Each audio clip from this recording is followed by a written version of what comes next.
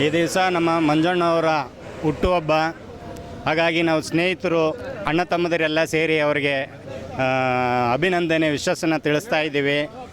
ನಮಗೆ ಮಂಜಣ್ಣನವರು ನಮಗೆ ಆಗಿರಲಿ, ಈ ಭಾಗದ ಯುವಕರಿಗೆ ಆಗಿರಲಿ ಪ್ರೋತ್ಸಾಹ ನೀಡೋ ವ್ಯಕ್ತಿ ಅಂತ ನಾವು ಭಾವಿಸಿ ಅವರಿಗೆ ಗೌರವ ಕೊಟ್ಟು ಅವರಿಗೆ ಈ ದಿವಸ ಹುಟ್ಟುಹಬ್ಬವನ್ನು ವಿಜೃಂಭಣೆಯಿಂದ ಆಚರಣೆ ಮಾಡಿದ್ದೀವಿ. ಮುಂದಿನ ವರ್ಷ ಹೆಚ್ಚೆಚ್ಚಾಗಿ ಆಚರಣೆ ಮಾಡ್ತೀವಿ. ಅದರ ಅಂಗವಾಗಿ ಇವತ್ತು ಅನ್ನದಾನವನ್ನು ಕೂಡ ಏರ್ಪಾಡು ಮಾಡಿದ್ದೀವಿ. ಧನ್ಯವಾದ. ಎಲ್ಲರಿಗೂ ಒಳ್ಳೆಯದಾಗಲಿ.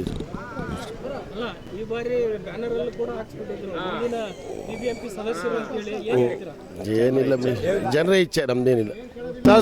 ಸುಮಾರು ನಂದಿನಿ ಲೇಔಟ್ ಜಯಮಾರ್ತಿನಗರ ಸರ್ಕಲ್ನಲ್ಲಿ 20 ವರ್ಷಗಳಿಂದವ ಅಣ್ಣಮ್ಮ ಸೇವಾ ಸಮಿತಿ ಅಧ್ಯಕ್ಷರಾಗಿ ಅಣ್ಣಮ್ಮನ್ನು ಕೂರಿಸ್ಕೊಂಡು ಬಂದಿದ್ದಾರೆ.